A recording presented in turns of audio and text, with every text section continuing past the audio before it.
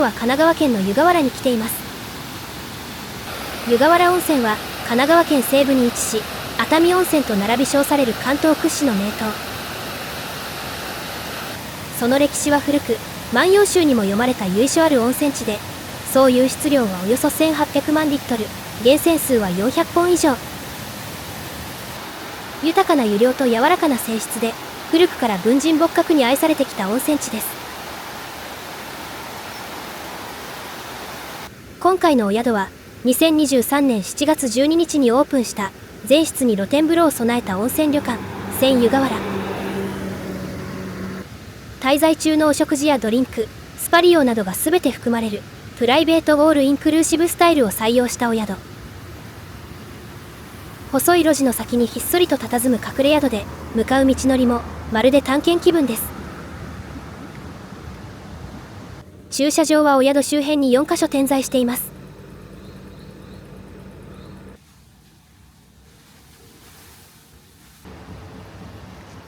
アクセスは都心から東海道新幹線で約1時間、名古屋からも約1時間半とアクセス良好。湯河原駅からの送迎はないので、路線バスかタクシーでのアクセスになります。所要時間はバスで15分、タクシーで10分ほど。少し急な坂道を登り、足腰を軽く鍛えたところで、本日のお宿に到着です。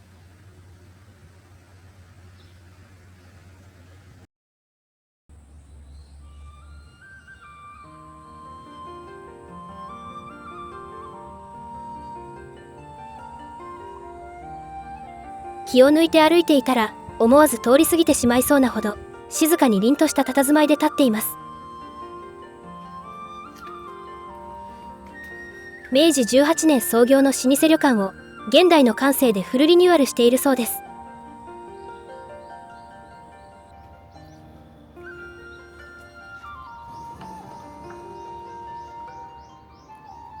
こちらは水をイメージして作られたロビー。リラックス系の BGM が流れていて着いた瞬間癒されます。チェックインはこちらのテーブルで、こちらのメニューからウェルカムドリンクを選べます。こういう心遣いがあると嬉しくなりますね。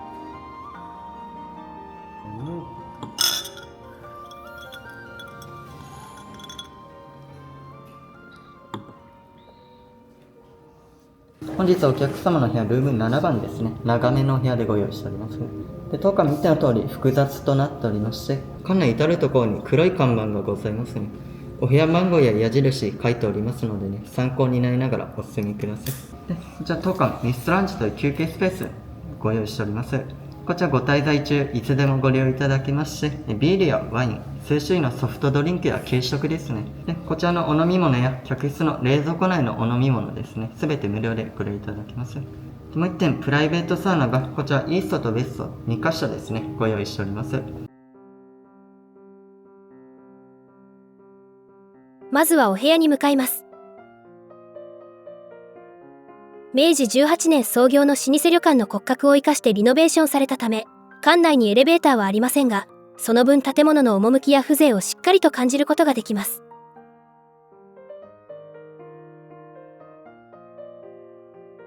大きな荷物はスタッフの方が事前にお部屋まで運んでくれます。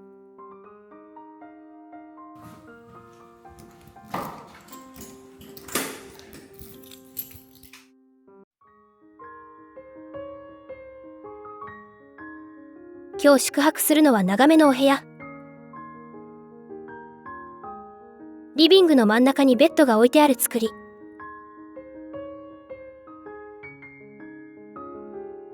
ツインのベッドの奥にエキストラベッドがあります。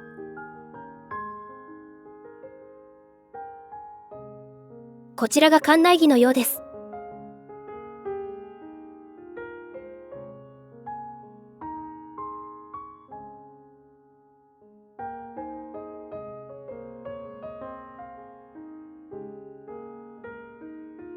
洗面台、冷蔵庫、金庫などがまとまったスペース。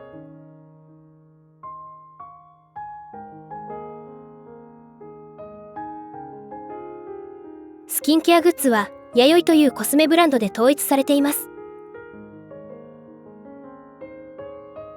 こちらのタブレットでフロントに問い合わせたり、サウナを予約したりできます。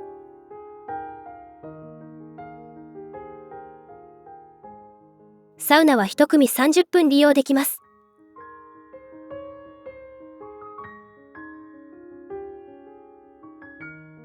アメニティはこちら。足袋、ヘアブラシ、歯ブラシ、シャワーキャップ、ヘアゴム、コットンです。子供用のアメニティは歯ブラシ、ボディスポンジ、スリッパ。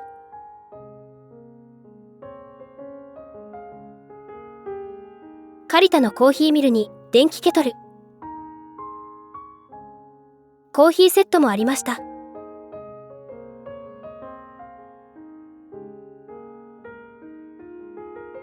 そして冷蔵庫の中にも特別なサービスが。冷蔵庫内のドリンクもすべて無料で利用できます。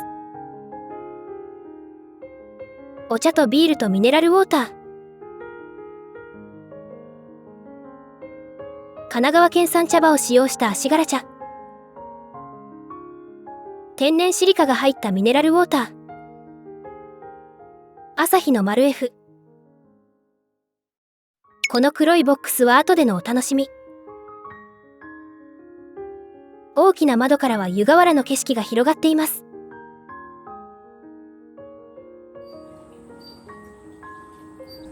屋外テラスに出てみると、そこには楕円の露天風呂。地下250メートルから湧き出る自家源泉は、ろ過や循環をしない 100% 天然の温泉です。遮るもののない山と同じ目線で入浴を楽しめます。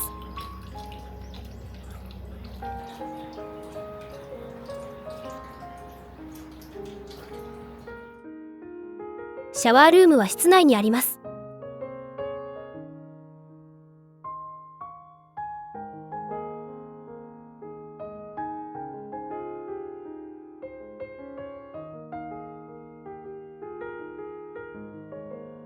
館内着はリラックスウェアといった感じ。上はワッフル生地、下はサラッとしたワイドパンツといった組み合わせで楽に過ごせそうです。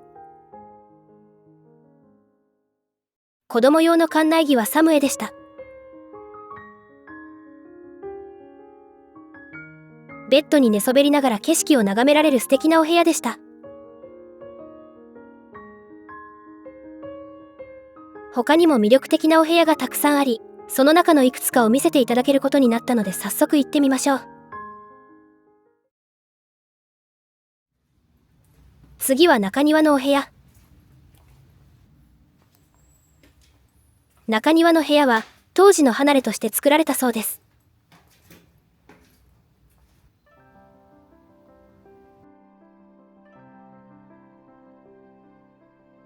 ベッドルームとリビングが分かれており、広々とした空間となります。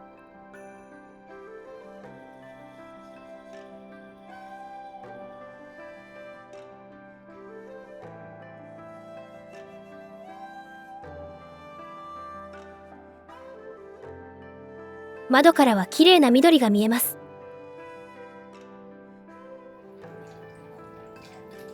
年月をかけて育った庭の木を眺めながらの入浴は、都会の喧騒を忘れて深呼吸をしたくなるような癒しの時間が流れます。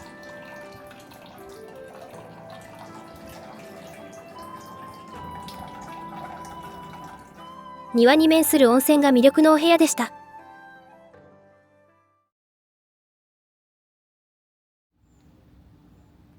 最後は高台のお部屋。5つの母屋のうち坂の一番上にあるのが高台の部屋です。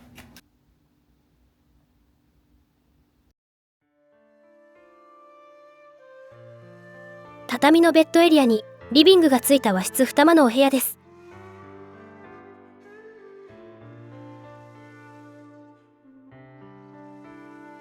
半露天風呂がついています。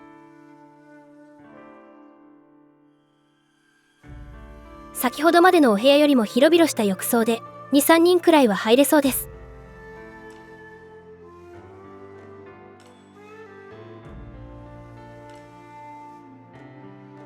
どのお部屋も趣が感じられるお部屋でしたね。以上、ルームツアーでした。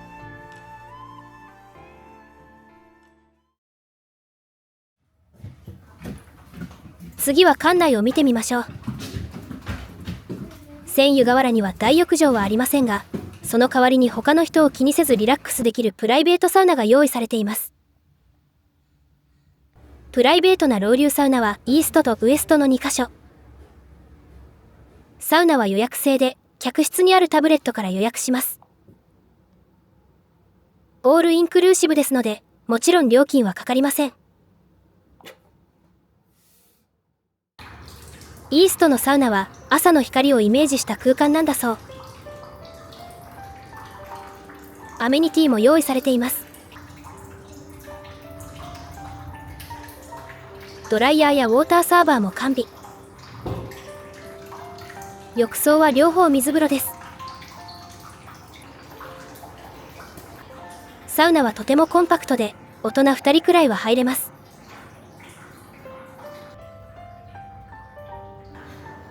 シャワーや外気浴用の椅子も完備されていて、ゆったりと整う時間が楽しめます。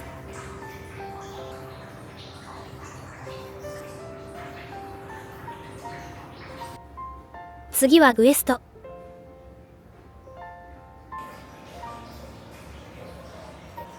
ウエストのサウナは夕方の光をイメージした空間です。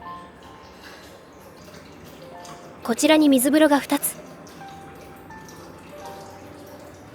シャワーもあります。サウナは先ほどと同じくコンパクト。イーストとはまた違った雰囲気でいいですね。サウナは基本的に2カ所の利用ですが、繁忙期など混雑する時のみ3つ目のサウナがオープンするそうです。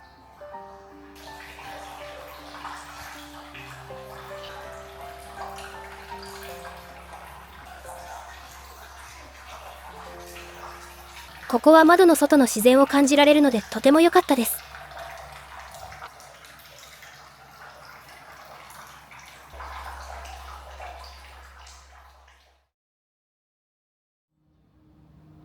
次はミストラウンジに行ってみます。サウナでほてった体はミストラウンジでクールダウンしましょう。このミストラウンジは24時間利用できるんです。アルコールやソフトドリンク、軽食、アイス、お菓子を好きな時に楽しめるのってすごいですよね。生ビール、純米吟醸とスパークリングワイン、赤ワインと白ワイン、ソフトドリンクはコーラやオレンジジュース、アイスティーなど、コーヒー、紅茶、スープ、ルイボスティー。こちらの冷蔵庫には缶のハイボールがありました。そしてサ飯という名の軽食。サウナ上がりにいただく軽食ということみたいです。カレーとピラフがありました。シューアイスはバニラとストロベリーの2種類。お菓子はドライフルーツとカルパスでした。最初はビールをいただきます。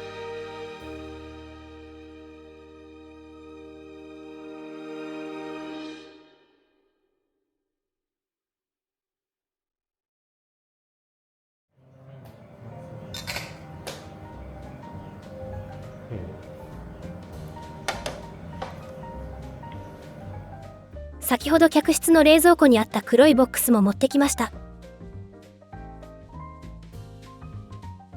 こちらはお部屋で楽しむ最初の一皿、アペリティフ。料理長特製のおつまみがいただけます。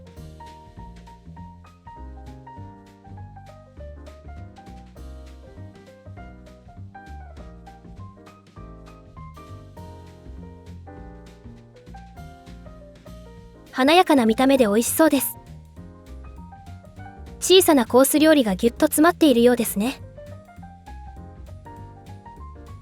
鶏レバーパテバケット、チキンテリーヌ、みかんマリネ、足柄牛トマト煮。おしゃれなおつまみです。この日は外が暑かったのでビールが美味しい。おつまみがあると一層ビールが進みました。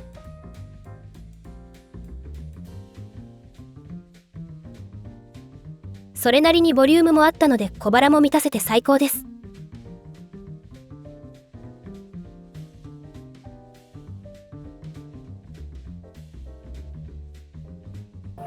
気づけばグラスが空になったのでハイボールもいただきました。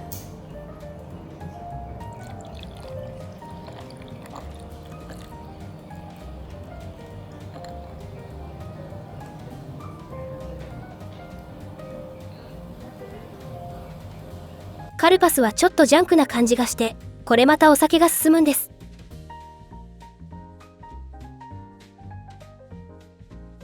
アイスまで食べてラウンジをとことん満喫しました。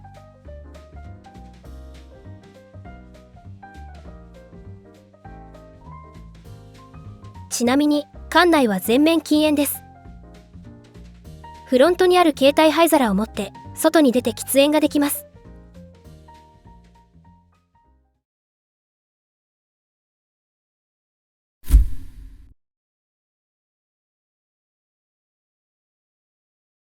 夕食の時間になりました。夕食会場はレストランリパスト。17時半からか18時スタートのどちらかを選択できます。各テーブルにはカーテンが設けられ、個室のような落ち着いた空間に。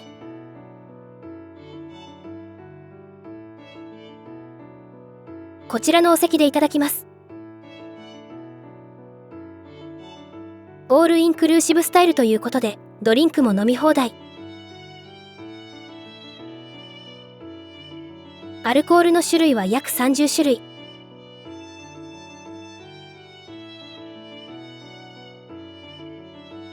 マルエフの生ビールと樽詰めサワー。レモン、カシス、青リンゴのシロップ。荒ごしの桃、柚子、梅酒。リキュール、ウイスキー。ジャパニーズウイスキー。焼酎。ジン、米焼酎。特別純米酒、純米吟醸酒。白ワイン。無添加白ワイン。スパークリングワイン。赤ワイン。こちらにもドリンクがあります。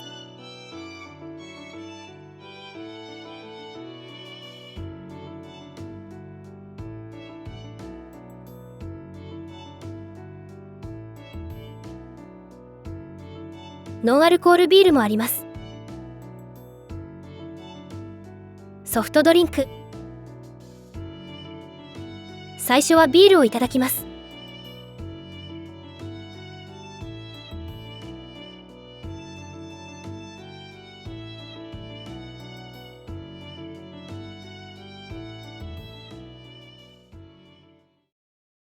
乾杯。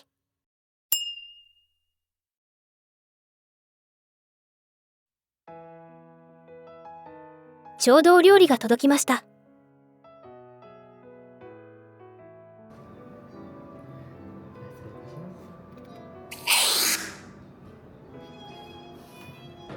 お豆腐なんだそうです。ふわふわしていてムースみたい。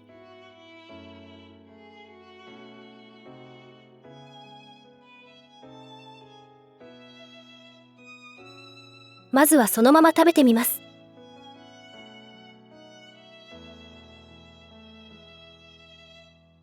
口に入れたらお豆腐が溶けてなくなる感じ。味はしっかりお豆腐です。梅かつおのジュレをかけて食べてみるとさっぱりして美味しい。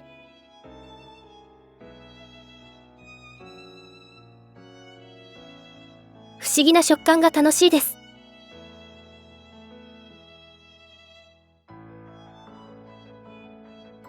足柄牛サーロインのたたき。ポテトサラダが添えられています。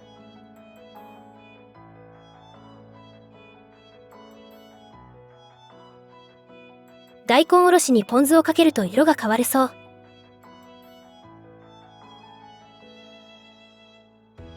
紫から赤っぽく変わりました。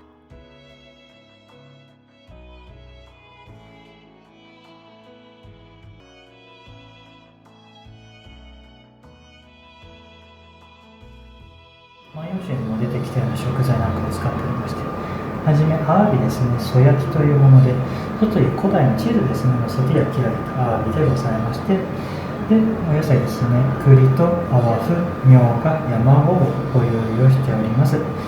お野菜こちらですね、鎌倉と三浦で採れたお野菜のスチーム野菜でございまして、透明なグラスの器にですね、鯛の湯引きをご用意しております。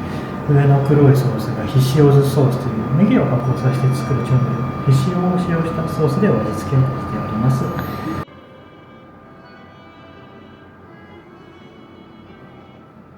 サミコソースでお味付けしておりまして、桜のチップのスモークでですね、香りを閉じ込めたお肉のご用意してあります。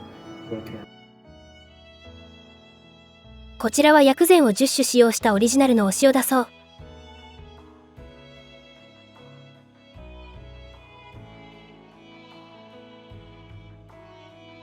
しっとりとした艶をまとった合鴨はスモークの香りがふわっと鼻に抜けます。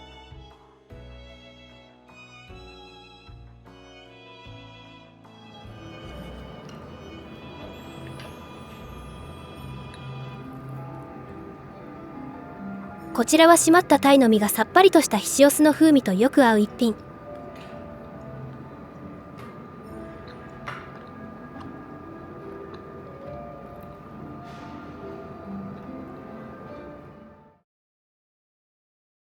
外は日本最古のチーズとも言われる飛鳥時代から奈良時代に食べられていた乳製品です。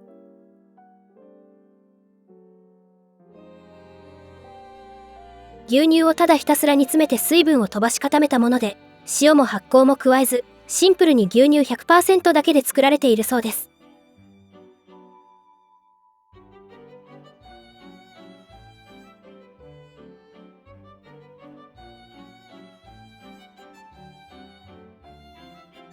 次はお作りなので日本酒をいただきます。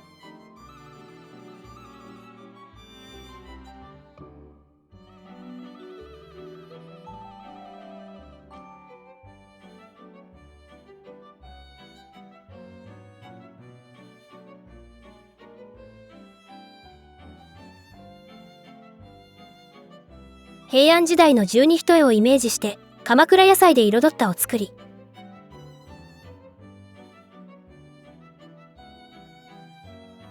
本マグロ、ズワイガニ、ハマチ、ホッキ貝。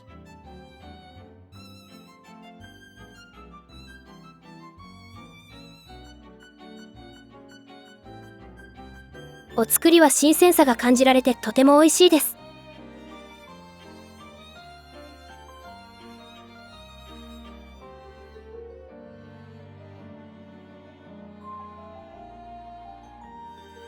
マグロが特に美味しい。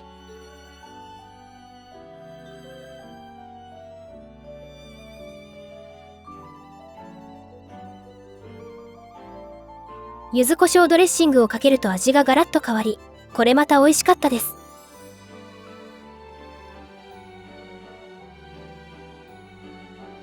縄文どんぐり味噌鍋はハマグリ、有頭エビ、豚肉、つみれ、白ネギや春菊などの野菜が入っています。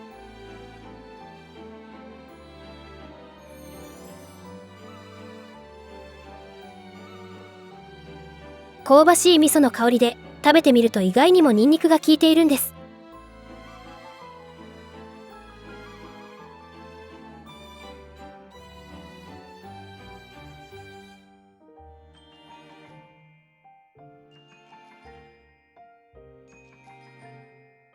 うなぎと鮭の彩り寿司。キスの茶そば椀。柚子が乗っていて良い香り。ふっくら甘辛いうなぎが酢飯とよく合います。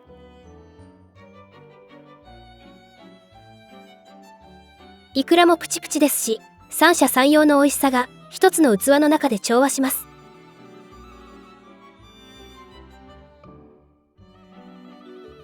冷たく締められたそばはつるんと喉越しよく夏を感じます。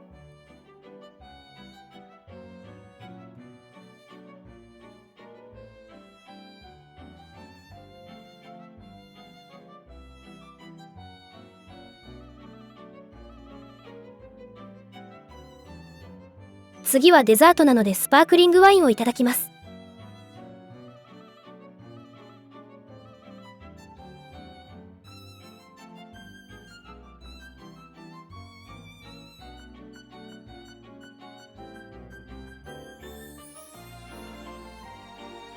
デザートはドライアイスを利用した演出付き。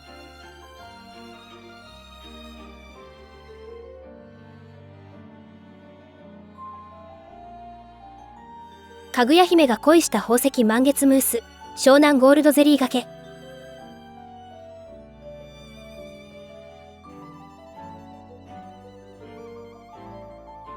銀箔がかかっていて豪華な雰囲気です。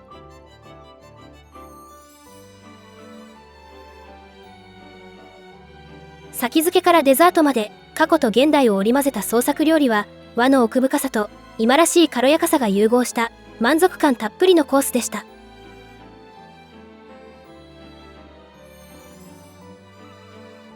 ごちそうさまでした。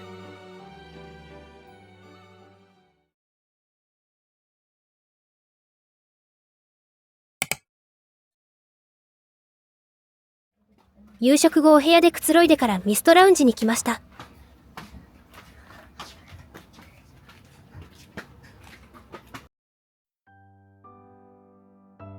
小腹が空いたので例のサ飯をいただこうと思います。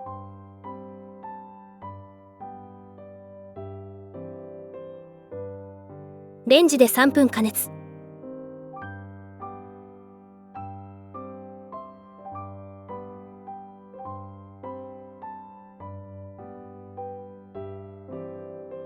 サ飯のお供は純米酒。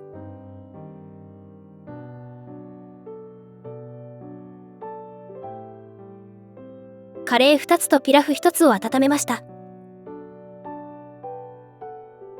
このサ飯は手作りだそうです。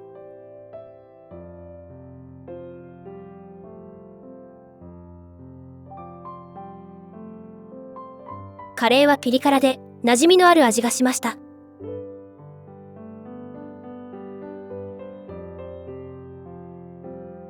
ピラフも王道系。どちらもちょうどいい量で小腹を満たすのにはぴったりでした。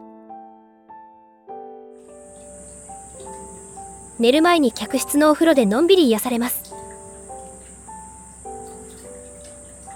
おやすみなさい。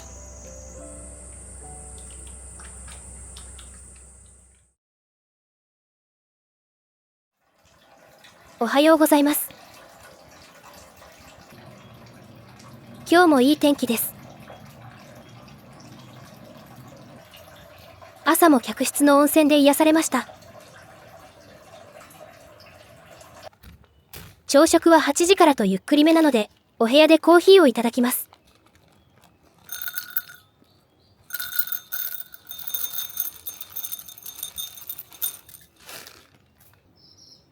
皆さんは旅先を決めるとき、何を基準に決めていますか？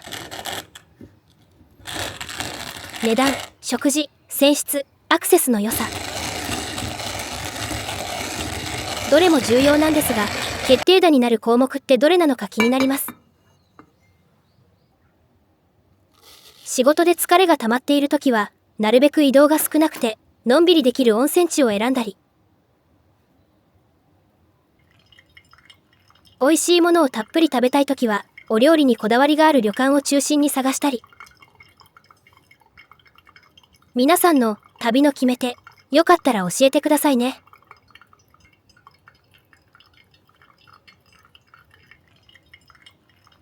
ちなみに、うちは食事もアクセスの良さも大事なんですが、夏だけは、もっぱら海から近いかどうかで決まります。家族揃って海が好きなので、毎週何時間もかけて海に行きます。海で遊んでから宿に行くという流れが、ゆらり旅の夏の定番。もう、いっそのこと、海の近くに住んでしまいたいくらいです。これから動画を出すたびに肌が黒くなっているかもしれません。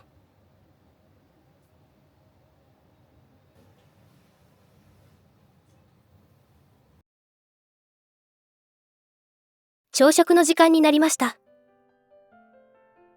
朝食は8時か9時からのスタート。10時半からのブランチに変更することもできるそうです。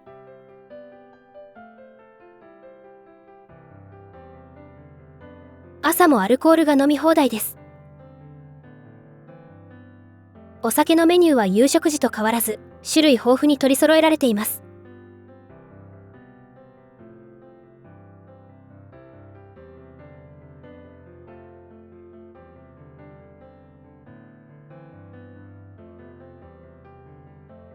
1000の朝食は一つ一つ丁寧に準備された和食。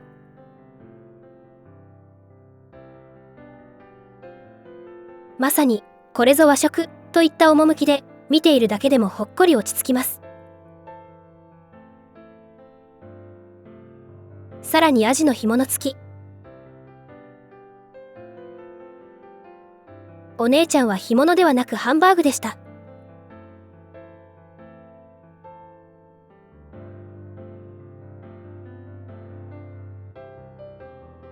ご飯はおひつに入っています。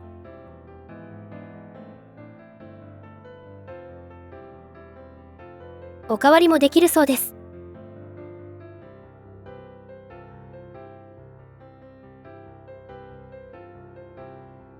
小鍋は神奈川県郷土料理のけんちん汁。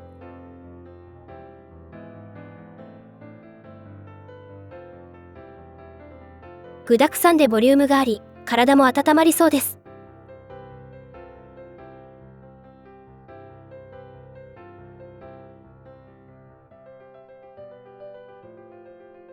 朝はスパークリングワインにします。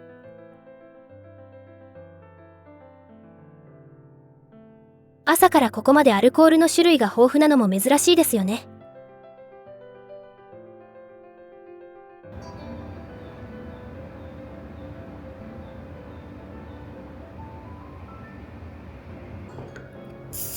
父さんはノンアルコールビールにしました。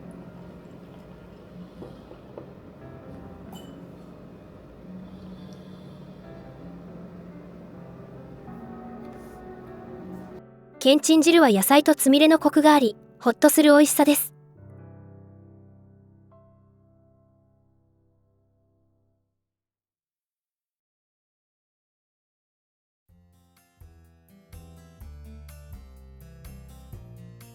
鎌倉野菜としらすのサラダはポン酢をかけて。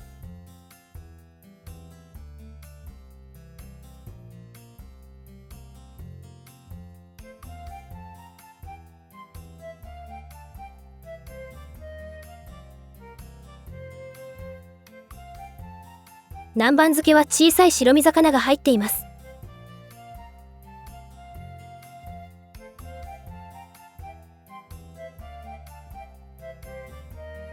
ごましな地区はごま油が効いていて箸休めにちょうどいい。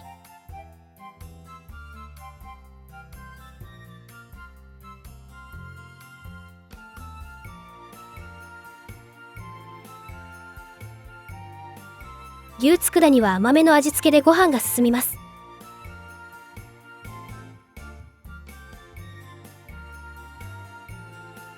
ご飯のお供がたくさんあるので、朝からもりもり食べれちゃいます。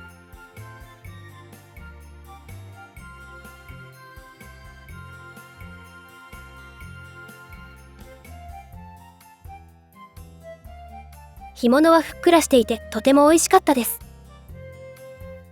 ごちそうさまでした。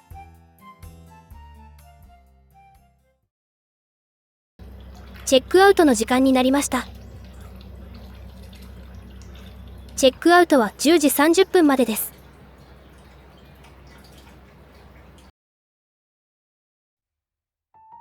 最後に料金と宿泊した感想をお話しします。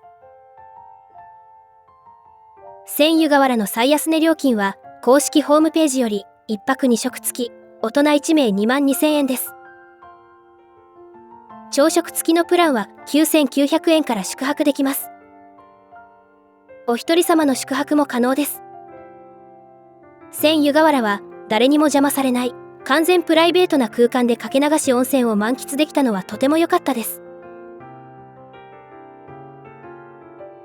エレベーターがないなどの多少の不便はありますが、明治18年創業の老舗旅館の面影を残しながらも、現代的な洗練が加えられた和モダンな趣で、歴史と今が調和している空間が素敵でした。オールインクルーシブなので追加料金を気にせず、ラウンジやレストランのドリンクを楽しめたのも嬉しいポイント。24時間ラウンジを利用できるお宿は珍しく、ありがたい存在です。千湯河原の詳細は概要欄に記載しています。ぜひチェックしてみてくださいね。最後までご視聴いただきありがとうございました。